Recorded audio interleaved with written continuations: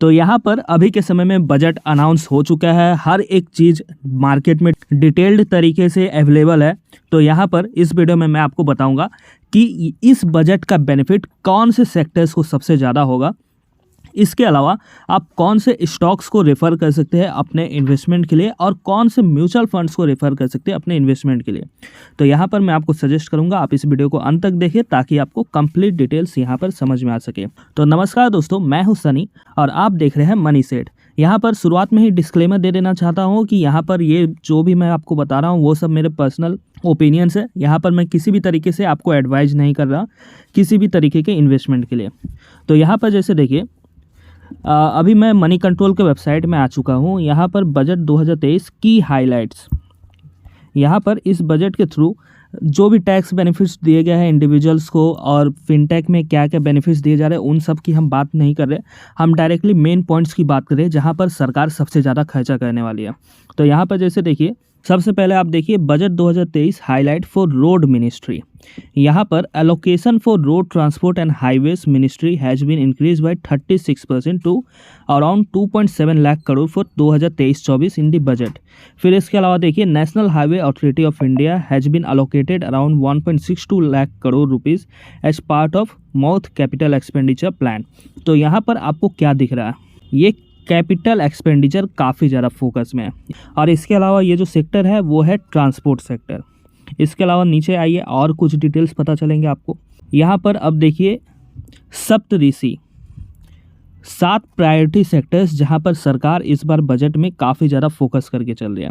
यहाँ पर जैसे कि इन सब सेक्टर्स को मैं इग्नोर कर रहा हूँ, ओबीसी एससी। इसके अलावा ये जो नीचे में है ये डिस्ट्रिक्ट प्रोग्राम को भी इग्नोर कर रहा हूँ। हमारे लिए मेन है ये इंफ्रास्ट्रक्चर एंड इन्वेस्टमेंट जहाँ पर 33% का बढ़त देखा जा रहा है, increase steeply by 33% to ₹10 lakh crore rupees which would be 3.3% of GDP. पहला तो ये पॉइंट सबसे ज़्यादा ज़रूरी हो जाता है हाईवे के डेवलपमेंट के अलावा। फिर उसके बाद देखिए unleashing the potential and national data governance policy will be brought for, ये भी हमारे लिए कोई काम का नहीं है। फिर देखिए फाइनेंशियल सेक्टर का है, ये भी हमारे लिए अभी कोई काम का नहीं है। फिर देखिए एक और यहाँ पर दिया गया है ग्रीन ग्रोथ, ये हमारे काम का है। This budget provides for ₹35,000 crore capital investment towards energy transition and net zero objectives and energy security by the ministry of petroleum and natural gas.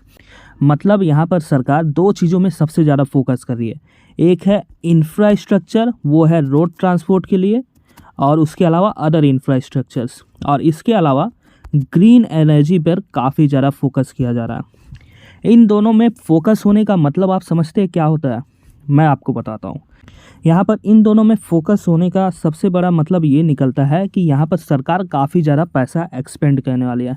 मतलब एक तरीके से इस एक्सपेंडिचर की वजह से इन दोनों सेक्टर्स में जो भी कंपनीज काम कर रहे हैं उनको काफ़ी ज़्यादा बेनिफिट होने वाला है। यहाँ पर अगर आप चैनल पे पहले से जुड़े होंगे तो आपको पता होगा सरकार अभी कुछ हाल ही दिन हुए हैं सॉवरेन ग्रीन बॉन्ड्स इशू कर चुकी है।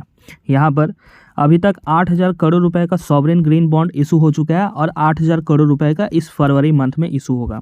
तो यहाँ पर मैंने आपको बताया था ये जो 16,000 करोड़ रुपए उठाए जा रहे हैं ये पूरा ग्रीन इंफ्रास्ट्रक्चर और ग्रीन एनर्जी डेवलपमेंट में इस्तेमाल किया जाएगा। इसके अलावा यहाँ पर सरकार कह रही है कि टोटल में 35,000 करोड़ रुपये सरकार ग्रीन इंडस्ट्री में इन्वेस्ट करने वाली है या फिर एक्सपेंड करने वाली है। तो ये जो 35,000 का बेनिफिट है ये डायरेक्टली उन कंपनियों को ज़्यादा फायदा देगा जो ग्रीन एनर्जी में इन्वेस्ट कर रहे हैं और ग्रीन एनर्जी जनरेशन में लग चुके हैं। इसके अलावा यहाँ पर जैसे कि मैंने आपको बताया इंफ्रास्ट्रक्चर प्रोजेक्ट्स में जो कंपनी काम कर रहे हैं उन लोगों को भी यहाँ पर काफ़ी ज़्यादा बेनिफिट होने वाला है। अब जैसे यहाँ पर ये जो ग्रीन ग्रोथ है ये तो मैंने उतना फॉलो नहीं किया, लेकिन ये जो इंफ्रास्ट्रक्चर इन्वेस्टमेंट है उसके रिलेटेड मैंने स्टॉक्स के शेयर प्राइस देखे, वो बजट के टाइम में काफ़ी ज़्यादा अपवर्ड मूवमेंट दिखा चुके थे। जैसे देखिए एग्जांपल में मैं आपको दिखाता हूँ L&T के शेयर प्राइस को। यहाँ पर देखिए बजट करीब 11 बजे शुरू हुआ था, उसके बाद देखिए यहाँ पर जो L&T का शेयर प्राइस है लगभग 1 बजे 2200 रुपये तक चल गया था। इसका मतलब साफ साफ निकल रहा है कि कोई बड़ा पर्सन यहाँ पर अपने पैसे को लगाया है, जिसकी वजह से ये प्राइस इतना ज़्यादा मूव हुआ है। इसके अलावा और भी कुछ कंपनीज होंगे जो कि इंफ्रास्ट्रक्चर या फिर ग्रीन एनर्जी से जुड़े होंगे, उनके शेयर प्राइसेस में भी मूवमेंट आया था। अब कितना आया वो तो मैं आपको बता नहीं सकता क्योंकि मैंने एनालाइज नहीं किया, लेकिन यहाँ पर जैसे कि सरकार बता रही है कि 35,000 करोड़ रुपए और इंफ्रास्ट्रक्चर में जो पैसा एक्सपेंड किया जाएगा, ये सारा पैसा इन्हीं सेक्टर्स वाले कंपनी को काफ़ी ज़्यादा फ़ायदा देगा।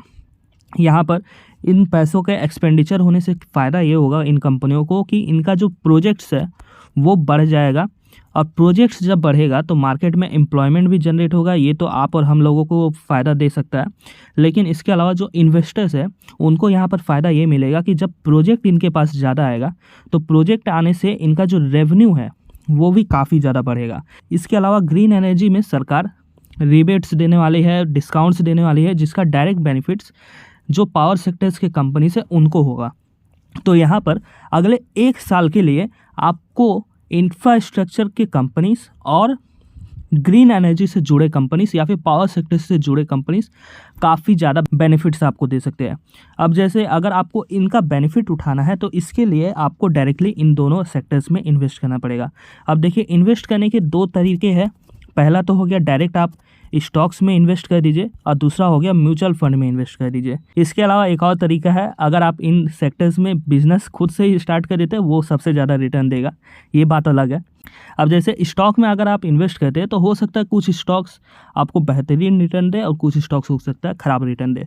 तो इस केस में मैं आपको सजेस्ट करूंगा आप जो मार्केट के लीडर स्टॉक्स हैं इन दोनों सेक्टर में, उनमें इन्वेस्ट करिए, वो आपको फ़ायदा देगा। जैसे इंफ्रास्ट्रक्चर में L&T कंपनी काफ़ी ज़्यादा लीडर है। ये L&T कंपनी के पास काफ़ी ज़्यादा इंफ्रास्ट्रक्चर के प्रोजेक्ट्स हैं। L&T के पास यहाँ पर इंफ्रास्ट्रक्चर के प्रोजेक्ट्स भी हैं। इसके अलावा जो रोड डेवलपमेंट का प्रोजेक्ट है वो भी इनके पास आता है। तो L&T कंपनी आपको ये काफ़ी बेनिफिट्स दे सकती है आने वाले समय में।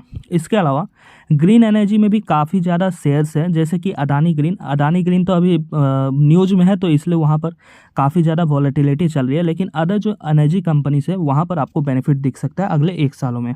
यहाँ पर एग्जाम्पल में मैं आपको बता देता हूँ, मार्केट में जितने भी पावर सेक्टर्स की कंपनीज है वो सब कुछ ना कुछ अपना प्रोडक्शन ग्रीन एनर्जी से कर ही रहे हैं। तो यहाँ पर ये जो सरकार की तरफ से बजट में अनाउंसमेंट हुआ है, उसके बाद ये ग्रीन एनर्जी को और ज़्यादा प्रमोट करेंगे। यहाँ पर इस प्रमोशन की वजह से हो सकता है पावर सेक्टर आपको अगले 2 साल में अच्छा खासा रिटर्न दे। अभी 1 साल में तो ये कैपिटल एक्सपेंडिचर बहुत ज़्यादा करेंगे, और हो सकता है कई कंपनीज कैपिटल एक्सपेंडिचर कर चुकी हो।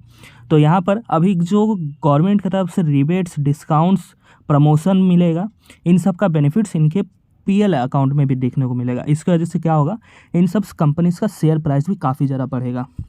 अब जैसे देखिए, स्टॉक्स में आप इन्वेस्ट करते हैं तो हमेशा एक रिस्क होता है प्राइस मूवमेंट का। जैसे प्राइस अगर ऊपर नीचे होता है तो यहाँ पर प्रॉफिट या फिर लॉस काफ़ी ज़्यादा हैवी तरीके से जनरेट होता है। लेकिन अगर आप स्टडी रिटर्न की तरफ जाना चाहते हैं तो इस केस में आपके पास एक ऑप्शन है म्यूचुअल फंड्स का। तो म्यूचुअल फंड्स में भी एक मार्केट में म्यूचुअल फंड है जो आपको अगले 1 से 2 साल में अच्छा खासा रिटर्न दे सकता है। यहाँ पर ये जो म्यूचुअल फंड है उसका नाम है Nippon India power infra fund direct growth. इस म्यूचुअल फंड का पूरा इन्वेस्टमेंट जो है वो पावर सेक्टर में है, इसके अलावा इंफ्रास्ट्रक्चर के सेक्टर में है। जैसा कि नाम से ही पता चल रहा है, पावर एंड इंफ्रा मतलब पावर यानी कि एनर्जी, और इंफ्रा मतलब इंफ्रास्ट्रक्चर। यहाँ पर अगर इसके होल्डिंग्स को हम देखेंगे तो हमें पता चलेगा इसके होल्डिंग्स में भी हमारे सेक्टर से रिलेटेड ही शेयर्स है, जैसे कि L&T है, राइट्स है जो कि इंफ्रास्ट्रक्चर और रेलवे के भी प्रोडक्ट्स को बनाता है। फिर रिलायंस इंडस्ट्रीज़, भारती एयरटेल, अल्ट्राटेक सीमेंट। अब जैसे देखिए, इंफ्रास्ट्रक्चर प्रोजेक्ट्स में जब काम होगा तो सीमेंट का काफ़ी ज़्यादा खपत होगा। तो सीमेंट के खपत होने से ये जो सीमेंट सेक्टर है वो भी काफ़ी ज़्यादा मूव करेगा। इसलिए आप सीमेंट सेक्टर को भी अपने पोर्टफोलियो में या फिर अपने वॉच लिस्ट में ऐड करके रखिए, ये आपको बेहतर रिटर्न दे सकता है अगले 1-2 सालों में। इसके अलावा पावर सेक्टर से रिलेटेड भी इस म्यूचुअल फंड में स्टॉक्स है जो आपको आने वाले समय में बेहतरीन रिटर्न दे सकते हैं। यहाँ पर अगर इस म्यूचुअल फंड का एक्सपेंस रेशियो देखें तो वो एक्सपेंस रेशियो थोड़ा सा ज़्यादा है, जैसे कि देखिए 1.56% है। तो यहाँ पर मेरे हिसाब से सबसे ज़्यादा बेहतरीन जो म्यूचुअल फंड है अभी के समय में मार्केट में, वो ये निपॉन इंडिया का पावर एंड इंफ्रा फंड है। इसके अलावा आप इसके ऑल्टरनेट में भी कुछ फंड्स देख सकते हैं जो कि ये बेनिफिट्स दे रहे हैं। बस आप इन्वेस्ट करने से पहले पोर्टफोलियो जरूर चेक कर लीजिएगा कि वहाँ पर इंफ्रास्ट्रक्चर और पावर जनरेशन कंपनीज के स्टॉक्स है कि नहीं। तो ये था कंप्लीट डिटेल्स आपके लिए बजट स्पेशल। तो अगर वीडियो पसंद आए तो ज़रूर लाइक करें और चैनल को भी ज़रूर सब्सक्राइब करें। साथ में इस वीडियो को भी ज़रूर शेयर करें उन लोगों के साथ जो बजट के रिलेटेड स्टॉक्स ढूंढ रहे हैं।